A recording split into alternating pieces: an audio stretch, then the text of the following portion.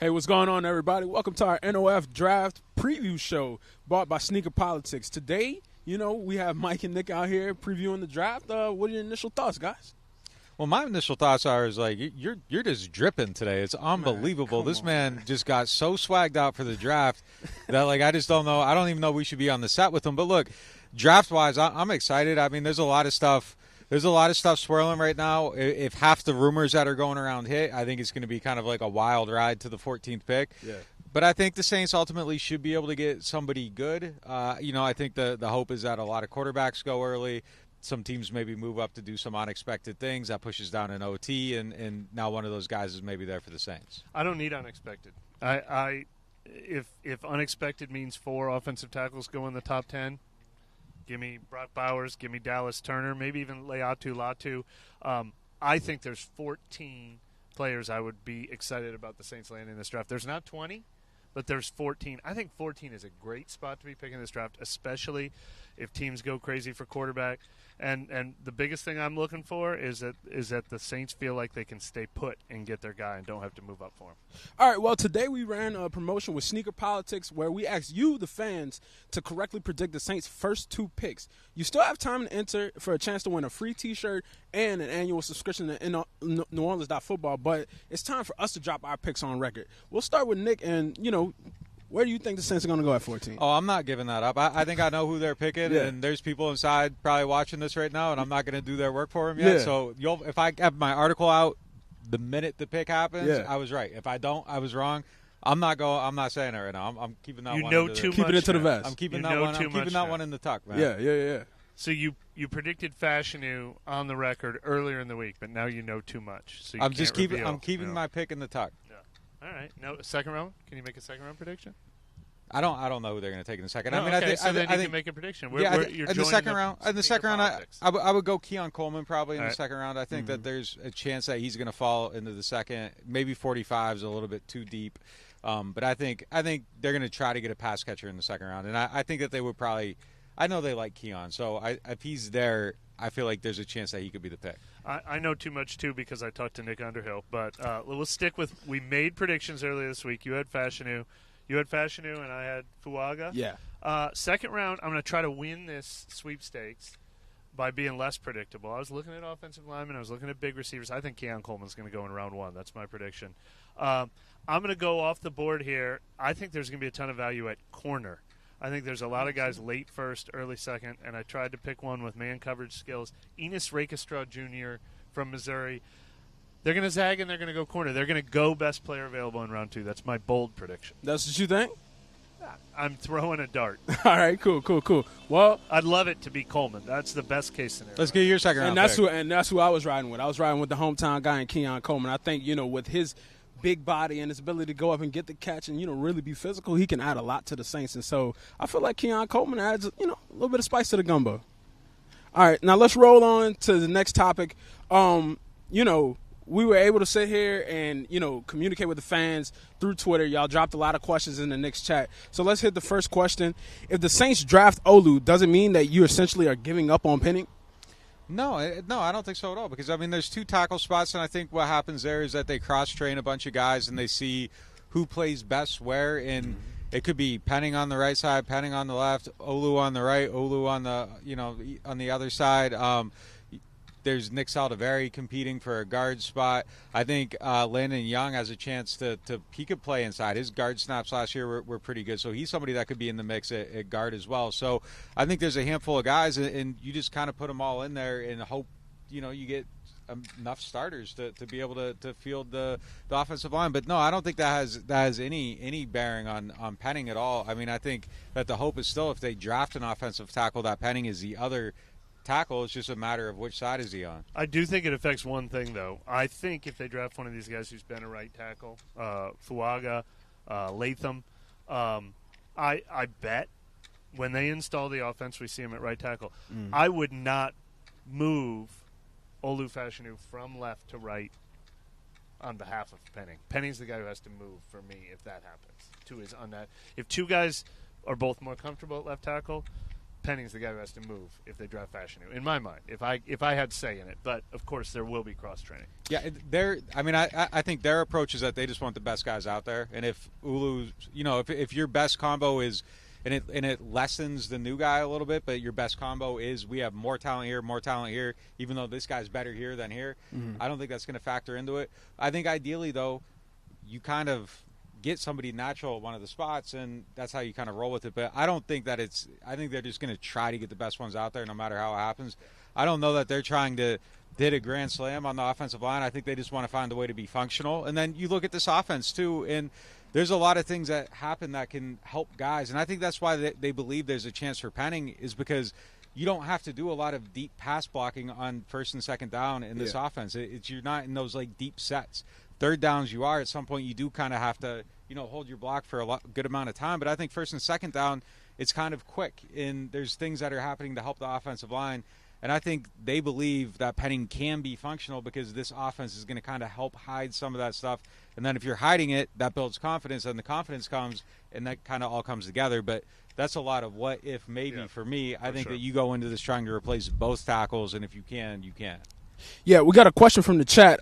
Patron Saint of Manic Depression asks, what did you all think of Penning? What did you all think of Pete at left tackle last year? Solid. I'd bring him back if you got to. But, I mean, I think they want to ideally find a way to draft somebody. But, I get him in the mix in some form or fashion. And I think Hurst leaving and Pete still being available means he's not going to cost anything. Yeah. And if the price is right, I would get him back in the building. I think so. Talk to me after the draft, for sure. If they only draft one offensive lineman, they probably need to add one more. I keep mentioning the name Oli Udoh, who he has similar starting experience to like what a James Hurst had. He's a veteran. Landon Young, you brought him up. They're high on him if he can stay healthy. I mean, they don't just need bodies. If you bring Pete in, it's because you don't think these other guys are ready to audition at starter. So I'm not convinced yet that they're definitely going to do that. But it would make he'd be a heck of a safety net at multiple positions, which makes him ideal. So say offensive tackles just start going off the board quick. Hypothetically, if the Saints were to trade up for a tackle, would it be in response to other teams getting the guys, and then you think, okay, we have to go up and get a Fashanu, we have to go up and get, Latham or something like that. If, Fuaga or, Joe Alder's going up there, but if like Fuaga or somebody else goes early, do you think they just immediately hit the button and like, all right, cool, let's make a trade and get up there? So I think the first two tackles that'll go off the board, I think it'll be Joe Alt and I think it'll be J.C. Latham. I think that's the order that they're going to go in. Now, weird things happen. Some teams drop back, someone moves up, and the way people have them graded could change. But I think like if the Chargers are sitting there, there's a chance that Latham is the second offensive tackle taken. I think what you really have to consider is those picks at 12 and 13. If Denver's going to take a quarterback and the Raiders are going to take a quarterback, and you believe that, Denver can trade out at 12 and still get Bo Nix wherever they want. Nobody else is drafting Bo Nix in the first round but Sean Payton. If that rumor is true, that's actually who they covet. So Denver could drop back, pick up more picks, and you have to get ahead of the Saints. If you want an offensive tackle, Saints might not take one. They might, but if you're thinking you have to have one, most likely you got to get ahead of them. Same thing at 13. If the Raiders really like Penix, they can drop back and probably still get him, pick up a pick. And, the flip side of that, though, is if you actually love these guys as your starter, are you risking it? And that's kind of the same argument I'm making for the Saints. Mm-hmm. If they love this guy at 14 and they have to have a certain tackle and drop him back and you miss out on him, that's unforgivable. So do you run the risk if that's actually, I believe Bo Nix is my starter. But there is a possibility that the Saints, I don't see them going up, but if they get desperate enough, like I think it's definitely possible to go up to somewhere like 10. And if you feel like you have to have somebody, it would be in response to a fear of losing them all. I think if you don't feel like you're going to lose them all, you can sit there and there's probably 4 that they're okay with taking at that spot. But if you're going to get shut out, I think that's where the fear comes in. Yeah, I think 5 and 7 are 2 to watch. I think those are widely predicted to be offensive tackle spots, the Chargers and the Titans. But if that's Alt and Latham, that's still okay for the Saints because that leaves Fashanu and Fuaga, who we are 2 that we've thought the Saints would like, should like, do like. So as long as Fashanu and Fuaga remain on the board, you would think they don't have to move up unless they have really decided that they love one of those guys more than the other. That's when you start watching 8, 9, 10, and you start hoping for other positions so that the Saints don't feel like they have to trade up. But once it gets down to just one of the top 4 left, that's when we will be ready at our computers to hear the Saints are on the board at any moment. All right, let's roll into our predictions. Let's go through them position by position and say when do we think they'll go. So, first off, we have quarterback. We have Kalen Williams. Where y'all think he's going? First. Yeah. All right, Jaden Daniels. 2. Drake May. 3. J.J. McCarthy. Not necessarily 4, but before the Saints pick. I think he's definitely before the Saints pick. It could be 3, could be 4, could be 6, 7. But if there's a trade, definitely gone before the Saints pick. All right, Michael Penix. Not before the Saints pick. What do you think? 13. 13? All right. Okay. All right. Okay. That would help the Saints in theory, It would. unless you want them to draft Michael Penix. I mean, Nick basically gave away where he thinks Bo Nix is going, but all right. Bo Nix after the Saints? No, I think there's a chance he goes 12th. But look, here's the thing. If Dallas Turner drops, I think that changes that. But I think there's a chance he goes before the Saints. Okay. Let's call it 5 quarterbacks. Let's call it 5 quarterbacks before the Saints. Do we feel good about that? It's possible. Keeping a tally here. Mm-hmm. All right, now let's go to offensive tackle. Joe out. Gone. J.C. Latham. Gone. Olu Fashanu. Still there. I'm going to say gone. I'm going to say gone before 14. That's my prediction. But Talisa Fuaga. Still there. I say still there. All right, now let's hop to receiver. Marvin Harrison Jr. Gone. Malik Neighbors. Gone. Rome Odunze. Gone. Xavier In Worthy. play. Odunze's kind of a wild card, but 15. I say gone. Yeah. You think Xavier Worthy's going 15? Uh-huh. Where you at on, Mike? After the Saints pick. Okay. All right, and then tight end Brock Bowers. Gone. Gone. Pick 8. Locking it in. Locking it in. All right. Let's go to defensive end. Dallas Turner. I think he'll be gone, but I don't know. I think it's up in the air. I think it's up in the air. So if he slips past 8, and he will because Atlanta's not going to be picking there, I think someone will come up and get him. If that's true, that could make Dallas Turner a wild card, but I'm still going to say gone. I'm going to say gone. I'm betting against the Penix Knicks. I could lose that bet to Nick though. Got you. Leatu Latu. Still there. Still there and in consideration if things go wrong, I think. Possible. I think he goes 19th. 19th? Mm-hmm. Okay. Jared Verse? He'll still be there. Yeah, gone, and I don't think he should be in consideration for the Saints at 14. Yeah. Byron Murphy? He'll be gone. Yeah, 9. Pick 9. Pick 9? Pick 9. Okay. He's a wild card for me, along with these last 2. I did the running tally before I got here. I got down. I had 1 spot left for either Murphy or the cornerbacks, Terrion Arnold, Adonai Mitchell. Yeah, I'll say Murphy gone. Okay, cool. So, we were kind of thinking, okay, where would the Saints, trade if they had to trade? And we kind of previewed it in our couple of questions ago. But let's go back to the chat and see what the people are saying.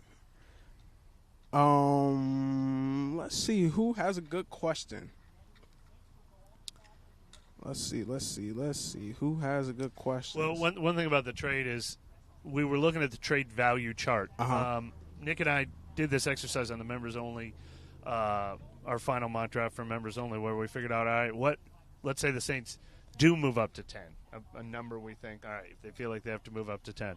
They won't just give up a first and a second, we don't think, although there could be a premium on a top 10 pick. The value chart says, obviously their fifths are not enough to get there, their second is too much, so we'd have to get creative. And to make it work, 14 and 45 to the Jets for 10 and 72. So it becomes they're 1 and 2 for the Jets, 1 and 3, which I could stomach it. I could stomach it if you're still getting 2 players. I don't want to give up 2 picks for 1 pick. I don't want to do 2 for 1 either. I would be totally comfortable with that. I would be fine with them moving that pick down in the 3rd if it means you're getting your long-term answer at preferably left tackle. Preferably the guy they're drafting, if he is a left tackle, he's a left tackle, and Penning ends up being able to move to the right. There's just, I don't know, there's a little bit less positional value there.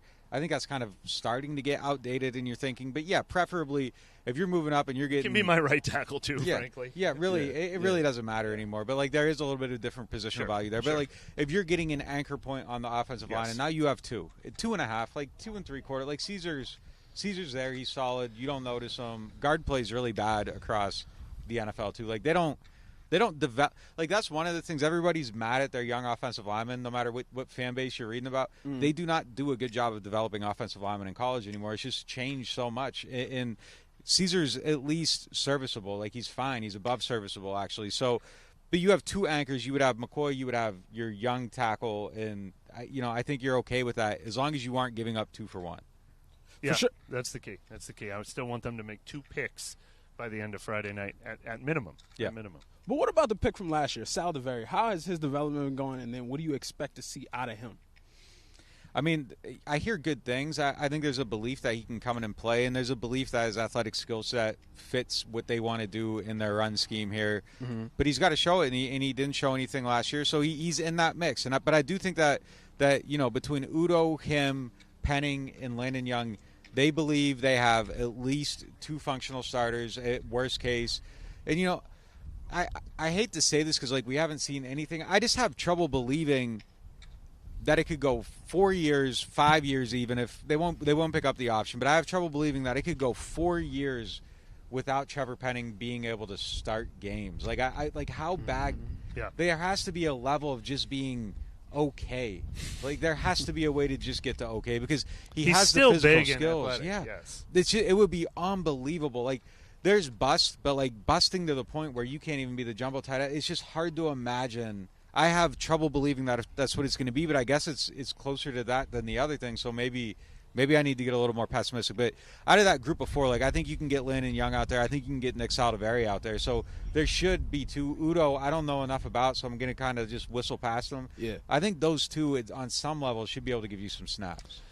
I'm so skeptical on Saldiveri because I think he very quietly had a very similar year to Isaiah Foskey last year. The only difference is we didn't have the binoculars shined on Nick Saldiveri and what he was doing with the second string. You do that with an edge rusher. When you go back and watch the tape from preseason games, you see the edge rusher. And so we were saying, man, Isaiah Foskey looks lost out there. They're not. He's being a healthy He's being the healthy and active every week. I don't know why Nick Saldiveri was too. They needed offensive linemen all year. They put Max Garcia in there. They signed Cam Irving off the street and said, God, we're desperate for guys. Come, show up, take your physical, get on the field. Saldiveri did get hurt later in the year, but there was, for some reason, as the season went on, that they just were not even ready to put him on the field. Very similar to Isaiah Foskey. Now, that would be great if both of those guys get a full offseason, light bulb goes on, drafted him for a reason, drafted him high for a reason, a lot of skills that you like.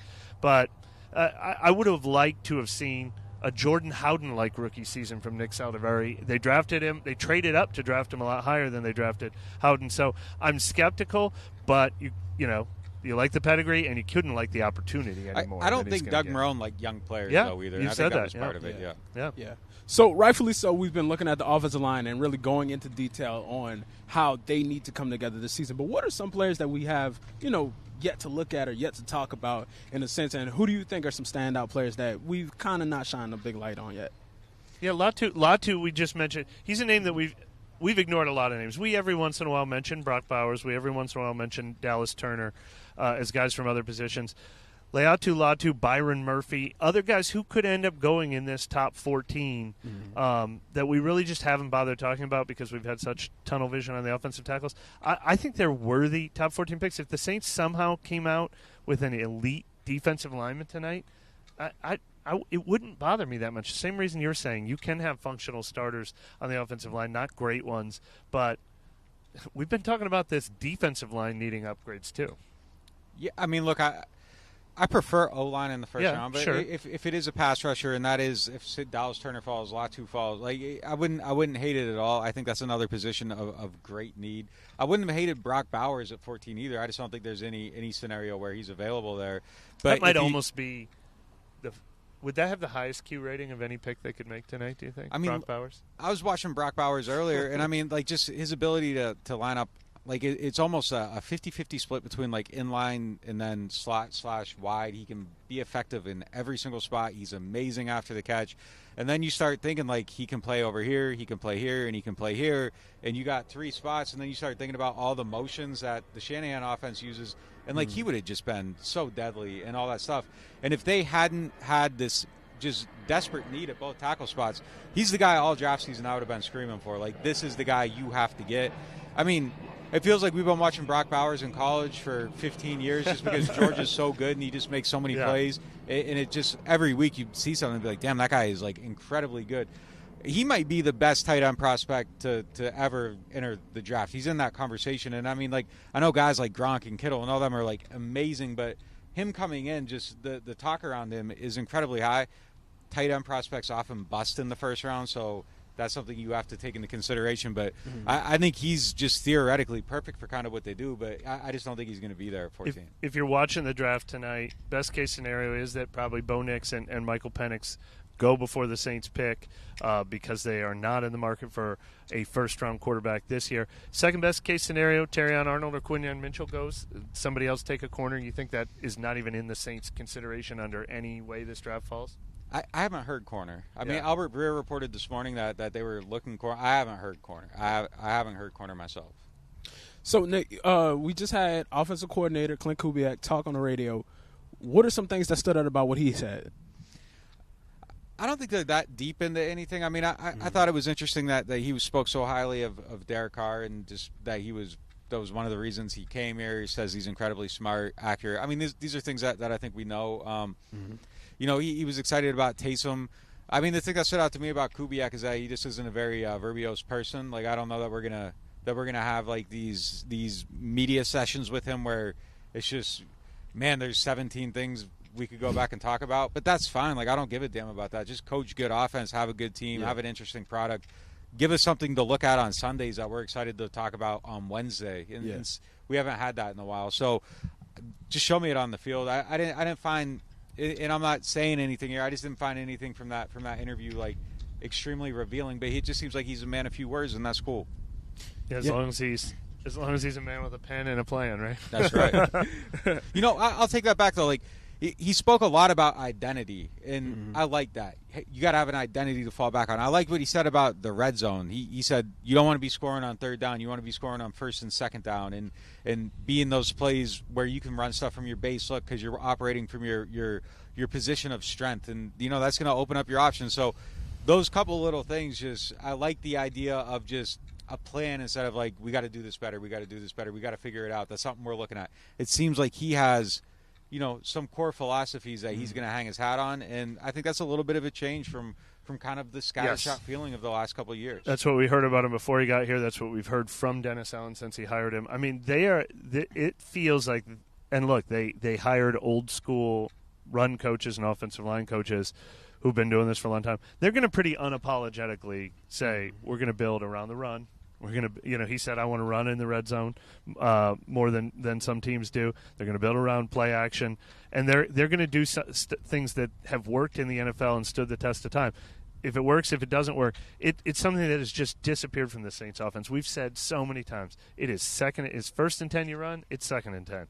Or maybe second and 9. Like, if this team can figure out how to run the ball better and make that the base foundation of everything else they do, it can't help but improve what we've seen in recent years. And I talked to Derek Carr yesterday, and I was asking him, you know, Dennis Allen said, I like this offense because there's going to be a lot of play action. Derek Carr said play action is 10 out of 10 for me. I've always loved it, always been a fan, always been in favor, so that's exciting for me, yeah. We saw it last year. I think that'll be good for Derek Carr's game. If y'all missed the show the other day, we went through the best and worst case scenarios that the Saints can, you know, be possibly faced with tonight. But for the people who haven't seen, go through the worst case scenario tonight. What's the worst case scenario the Saints could be in tonight? I still believe the worst case scenario for them is to be sitting there at 14 and there's just no OT options and you're just kind of left chasing your tail. Brock Bowers is already gone. And I guess throw Roma Dunze in there too, and you're just kind of sitting there. And then you're probably taking someone like Latu in that situation, and I don't think that they would hate that, and I don't think it's necessarily. I feel like the absolute like rock bottom worst case scenario at 14 is very, very hard to get to where you can't get. You're just like, I hate this player that they took.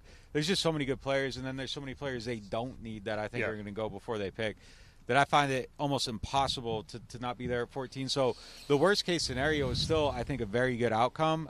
But I think the worst case scenario is that they just don't get there. They don't have even the option of taking one of the top 4 OTs. I think the worst case scenario is that they trade up because of that. I would rather they take Latu at 14, or if 4 tackles go, somebody's falling. I mean, doesn't sound like you think it'll be Brock Bowers. Somebody has to fall. That means if Brock Bowers goes 8th, maybe Dallas Turner fell. If Dallas Turner goes in the top 10, maybe Rome Odunze fell. 14 is a good spot in this draft. I think there's a great chance it's a good spot for an offensive tackle, but it's a good spot for a player. I don't want them trading. I don't want them paying the premium. They're going to be paying the same price that teams who want Michael Penix or Bo Nix would have to pay to get up ahead of Dallas and Minnesota, or Denver and Minnesota. Like, I don't want to pay the cost. That it's 14-10 is a small move, but there's going to be a premium on it because quarterbacks are in play. I don't want to see them have to pay that premium. I'm going back to what we said though. If you can go 14-10 and you can do horrible. you can do the 2nd and 3 swap with it, but if it's not that, I would not like it. Yeah. Cardi asked in the chat, is there a 0% chance that the Saints Lambeau Knicks? That the Saints Lambeau Knicks? Like in the first round? I'm assuming, yeah, because that's tonight. I mean, I don't think that they would draft them in the first or the second. Yeah. I don't see it. Yeah. There shouldn't be a 0% chance. I think that should be in play. If it's good enough for QB needy teams to be considering him as high as 12, the Saints should be considering him as high as trade back into round 2, trade down, whatever. I mean, I think quarterbacks should be more on their mind than it is, but from everything we've heard, everyone we've talked to, I've got no indication that quarterback is on their mind as a premium pick tonight. I don't see Bo Nix as I a solid agree. NFL starter. I agree. That's just. But a lot of people are putting Penix and Nix right next to each other, and I feel differently about Penix, but Penix is a lot more risk-reward, much higher upside, much more excitement, put fans' butts in the seats. That's not what they're going to base it on. Penix is a little roll of the dice, so I don't think they want to take that role. Colin King asks, what would the package look like if we needed to trade to get Joe out? It's probably that. It's probably 10 and 45 or 14 and 45 to get up to 7. You'd have to, or 6, because you got to get the ahead way of the that Titans. happens is the Chargers take Latham, which wouldn't be a surprise, but then the Titans will be sitting there at 7. Everyone will assume the Titans are taking all at 7. That's You'd have to go up to that's 6. probably one this year, one next year if you're going up that high. It really is. If you're 14 to 6. If you're trying to get within the top 6 picks, I mean that's kind of the premium. I don't know that you get there on and 14 either and 45. J.J. McCarthy or Marvin Harrison would still be there. Yeah, it would cost a lot. It would cost a lot. So let's say Fuaga and Brock are both there. They would take Brock, but Brock's not going to be there. Okay. All right. Let's see what else we have. Would you guys rather draft? I mean, we kind of answered this, but would you draft Latu or Verse? Latu. Okay. I like Latu better too. I'm still a Turner guy over Latu, but I think Latu's in that. What do you call it? In that cloud. Yeah. Let's rank. Go back to the players and let's start ranking them one by one. So, overall, you would say that Marvin Harrison Jr. is the best receiver available tonight. Yeah, I mean, I haven't studied Harrison. I haven't studied the Harrison versus Neighbors debate as closely as other people have, because I'm like, okay, what? One's going to go, one's going to go 4, and one's going to go 5, long before the Saints are on the clock. So, with all due respect to all the LSU people in our audience, I'm not going to pretend like I know it all. My gut says Harrison's the guy, but I've seen a lot of smart people who analyze draft picks for a living making the very strong case that Neighbors is actually the better receiver. I mean, there's both schools of thought out there. I would rather have Marvin Harrison on my team. Okay. So let's go to another set. We have Dallas Turner or Jared Verse? Oh, Turner for sure. Turner. There's a lot of Verse people out there. He's third for me on the edge rushers. I might even put him behind Byron Murphy for what I'd want the Saints to land on the defensive line. Yeah, it's not a possibility, but the chat is asking, like, what are y'all overall thoughts on Jay Daniels? I think he's got a chance to be a good starting quarterback. I think he needs to get to the right place with creative minds and good blocking, and I think they need to do things to kind of, just put him in positions to succeed. But he's the type of player that can succeed in the NFL, but you have to have the right vision, structure, and all that stuff. And Jalen Hurts is a good example. Like, once they finally got the good structure on him, like, his talents were accentuated, and I think that's kind of the same deal. So as long as you're putting him in a situation where you have the vision and the plan and the thought process of, like, we're going to do this and this is how we're going to do it, and it's not kind of half-stepping and trying to make him fit some previously put-together thing, Yeah. I think he has a really good chance of being a good player. But, guys getting drafted early in the draft often are going to poor situations with shaky coaching and all this other stuff. So there's a lot of stuff that can go into it that can lead to hurdles that aren't necessarily about the quarterback. I'd be excited if my team was the one drafting him. I'd be excited to watch his development. I mean, there's C.J. Stroud level possibilities. There's Justin Fields level possibilities where it's exciting sometimes, but it's not always there. I think he's closer to Stroud out of those two, but it's just the nature of the only thing that scares me about him is that nobody was thinking this way of him a year ago, and for a year he looked like he can do everything, and it's great. I would give you the same answer about Drake May and frankly Joe Burrow. Frankly, Caleb Williams. I mean, like these guys don't all work out. I mean, we're talking the last time that there were 4 top 10 quarterbacks. The only one who's working out is Trevor Lawrence, and even he hasn't quite reached the level. Oh, the shine's come off on him for sure. I mean, look, quarterbacks in the first round are a 50-50 hit rate. They are. It's just an incredibly hard position to draft and develop. In the top 10, it's the same rate. It's really hard. I would hate to be a team that has to draft a quarterback because it just feels like such a roll of the dice. And there's just so many teams that are like, we're fine with any of it. And it's just, you're fine with, like, why you should desire one, but it's just so inexact that it's just kind of like you can talk yourself into a bunch of them. Mm-hmm. I think he has a chance. I mean, Washington's been a terrible organization, though. And if you're betting on the organization, that makes it tough. But I think they got better coaching now. So I don't know. I mean, it's so hard to say, but you see the traits, and he has traits that should succeed in the NFL. I was going to say, I would almost place my bet on J.J. McCarthy, especially if the odds are the lowest, because I think he might get to step into a Minnesota Vikings team that's a little more complete with a good offensive coach and maybe the best receiver in the NFL. Like I'd bet on that more than whoever goes to Washington, whoever goes to New England right now. All right, and let's finish it off with this fan question that was submitted earlier today. Being that T. Higgins requested a trade, would you trade the 45th pick for him, and how well does he fit with the Saints? I mean, I say no. I say absolutely not, actually. Like, I don't want to trade for the guy that then I'm going to have to pay $20-some million for. That's the question. 45th pick for him, yes. Like, Schefter had this thing that show. Well, somebody at ESPN did a study where they looked at the amount of guys that got second contracts from teams, and wide receiver, first-round picks that got second contracts from teams, and wide receiver was the lowest one on the list, and it was like 20%. And it isn't because those guys aren't good. It's because it's a position now that is so subject to turnover. People would rather draft a replacement than pay a guy $20 million. I think you have to be incredibly special. 20's not getting T. Higgins either, probably. I think I made this point on the last show we did. We were talking about wide receivers, and I was like, I just wouldn't invest that much in something where you can bracket someone and literally take them out of the game. And again, that opens things up for other guys, but I would just rather be drafting. And there are so many good wide receivers now that come into the league. It's a position, like the college game is just, everything becoming more aerial means they're more developed now than they used to be 15 years ago. Like, so that's just a position where I would rather, you look at 45, like I'd rather draft Leggett than pay somebody $20 million, even if it's a much lesser player. Like, now I can invest in my tackle or my pass rush, so I just wouldn't do it. Higgins could make sense for other teams who, look, a lot of teams are swimming in cap space because of how high it's gone up, and they might be looking for an excuse. Look what the Eagles did with A.J. Brown. Like, they were happy to take that on, the Dolphins and Tyreek Hill or whatever, and I think Higgins is a good receiver. It's just not where I want to see the cap-strapped Saints invest $25 million a year. But I'm surprised no one in the chat asked this. What about Trey Hendrickson from the Bengals demanding a trade? Which the Saints wouldn't touch him, right? Because they sheepishly would have to admit that they didn't know what to do with him, and it's the same defensive coaching staff. But would you be more likely to want him on this team for the 45th pick?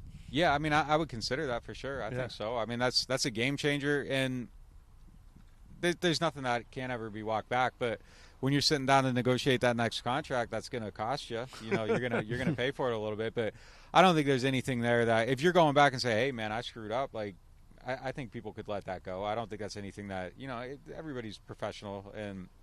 But, yeah, I think I think there's a little something there. And I guarantee Trey's thought about things, during a workout session, to get some more reps, some motivation. So I'm sure it would be awkward, but I don't think that's anything nobody couldn't get over. But I don't see that happening. You'd be more likely to trade the 45th pick for a pass rusher of his caliber than a receiver. Yeah.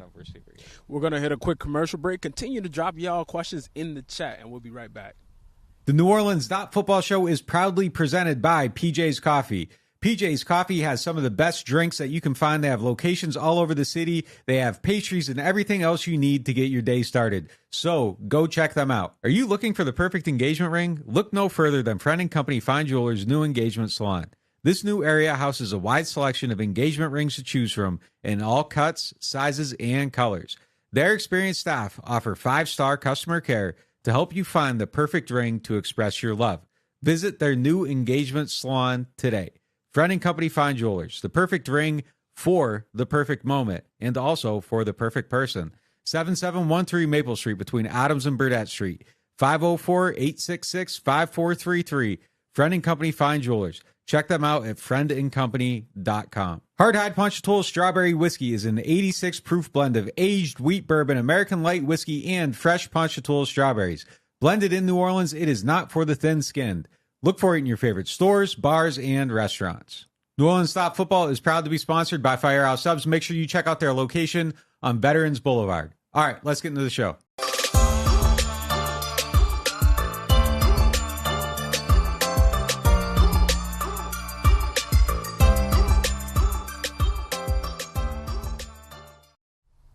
Welcome back. We appreciate y'all for tapping in with us and, being a part of our community. Let's go through the offensive tackles and just, Nick, you had a good analysis on them. Let's continue that. And let's go first with J.C. Latham. What are your thoughts about him?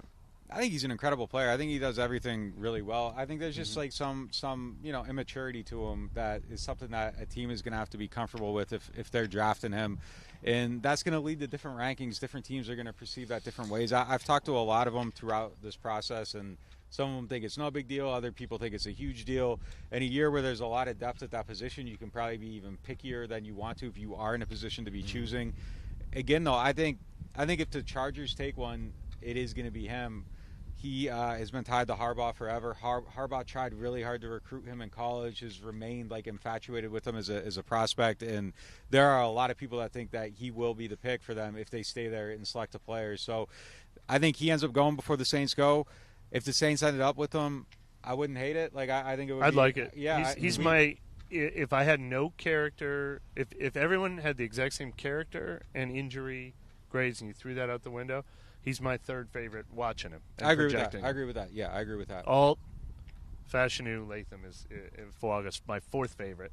Although, for some, I think Alt's the safest pick. Fuaga might be the second safest pick, but I think Latham could be a stud if he can. Yep. If he heads the right direction in the NFL, he's got tools. Yeah, no doubt. He's the number one tackle most years. It's just a very stacked year. Yeah. And Mike, that'll lead us into the F gang. Let's go with Fuaga. What are your thoughts on him? I think Fuaga, he's probably the guy with the highest floor, it feels like, but the lowest ceiling. And I think what you see is what you get. I think there's some of that with Alt, but he's starting off at a way higher point. Fuaga, if you watch him, look, a lot of the stuff he does is very translatable to this type of offense, the outside zone run. He's a good run blocker. He's solid at everything. He can play inside and outside, but I think it's going to be exclusively on the right side of the line. I don't think he can play left tackle in the NFL. I think he just lacks some of that athleticism to be able to do it, and he's probably a better guard than he is a tackle long term. So that kind of puts him fourth on my list, but I think if you get him, you're happy with having him. And if you're playing him at right tackle, he's a good right tackle. I just think he could be a great guard, and I think ultimately if that's where he ends up, that's going to be his best position. But I don't think you can lose with him. I think if you draft him, the bustability of him might be lower than anybody else. Nick has also pointed out through breaking down each one of these guys, he's got the most exposure to the similar kind of run game the Saints play or expected to play. He's proven the ability to do that. There's the least projection with him of probably any one of these guys. You're starting him at right tackle and you feel really good about it. Yeah. Next up is Fautanu. I think that his medical scares people. Again, though, I think he's probably a better guard than tackle. I think he's going to be a good tackle, though. He can play on both sides of the line.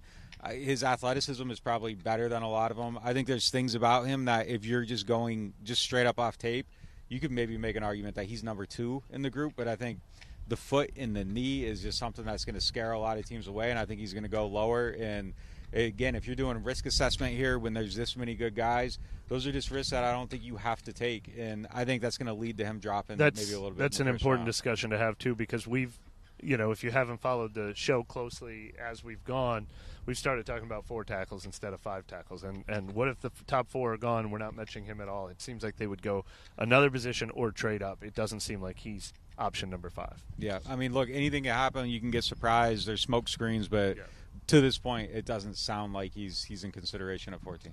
And then for Shanu. I think he's the one that they want the most. I think he fits the most. I think he has a ton of ceiling to him. I think there's a lot of room for development. I think he's really good athletically. I think he does everything well. There's some growth stuff that I think has to happen. Pad level is a little bit of a thing. I think that there's just little things that you're going to have to coach up with him. There's room for growth. I wouldn't call it rawness. I would call it room for growth, whereas with other players, that word raw is kind of a dirty word with the Saints at this point because Trevor Penning was raw. Peyton Turner was raw. Marcus Davenport was raw. I wouldn't call Fashanu raw. I would say there's room for growth. Off the field, captain, team leader, teammates love him. I think all that stuff is a factor here, and I think that puts him, for me, I put him second on that list of guys that I think would fit the Saints best.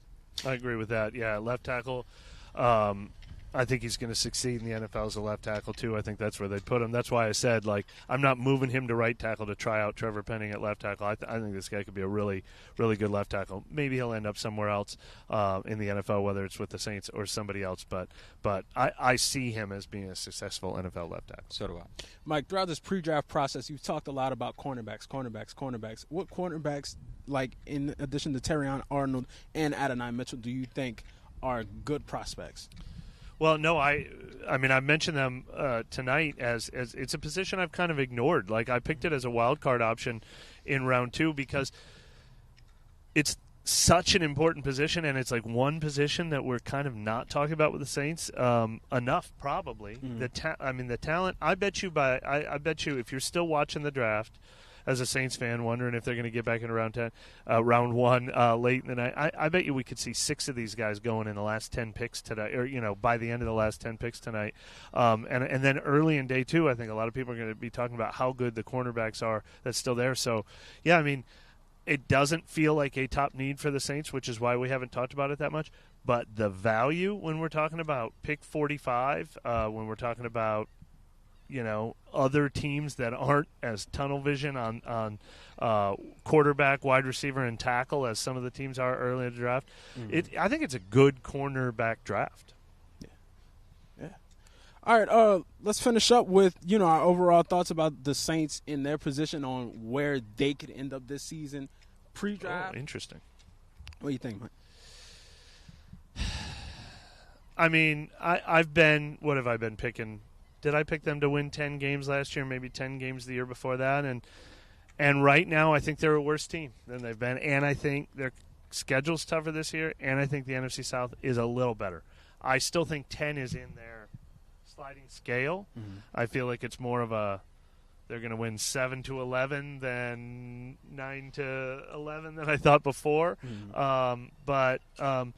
They're still going to be competitive. If Marshawn Lattimore is part of the team, I'm going to feel way better about him. But we haven't made our prediction. I think the first time we do that might be the schedule release show, which is probably going to be coming up pretty soon. But man, I'm probably going to pick them to be an 8-9 team unless I'm wowed by what happens over the next few days. I was gonna set the line at 8.5. I think that's probably a fair place to put it. They don't have any tackles right now, so maybe that should be 7.5. I'm going to say 7.5 right now until we see what they do with the tackles. I mean, I don't see how I can give them the benefit of doubt of solving that position until it's solved. But if they draft one and they sign one, I think all of a sudden, well, hey, maybe if everything works out, they could be talented enough to compete for the NFC South title. Mm-hmm. The bar isn't very high there. Atlanta, I think, is going to be pretty decent, but I don't know that I'm thinking Atlanta's going to win more than 10 games. Atlanta doesn't scare me as the barrier the Saints can't get past. Atlanta's going to be good enough that the Saints can't just have it handed to them. But if the Saints are a good team, Atlanta's not going to be what stops them from going to the playoffs. The reason for optimism, we just talked about Clint Kubiak earlier. I genuinely believe the run game can't get worse. Even with all these offensive line problems, it can't result in a worse product as far as a run game. If they can fix some of that stuff, and Derek Carr can hit the ground running a little faster than he did last year, there is actual room for offensive improvement. I don't know about total team improvement. I think they're very thin.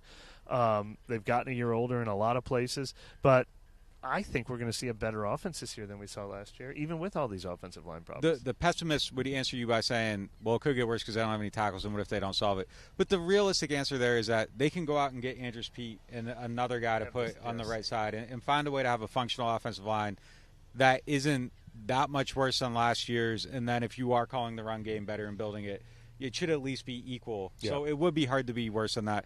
We just got to see how the pieces come. I think there's just so many unanswered questions right now that making a prediction on their season is impossible, and it's impossible to be optimistic about anything until some of these pessimistic things kind of get scratched off. Hopefully that starts tonight.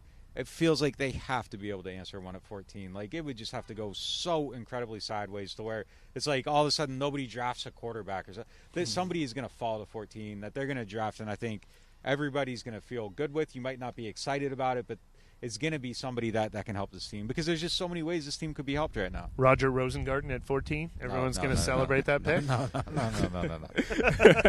Well, that'll do it for this pre-draft show. We appreciate y'all for stopping in. I know that this is a very special time for a lot of people because this is the future. This is your chance to say, okay, we have hope now. Or, some people might choose to go the other way with that. But thank y'all, and we appreciate y'all.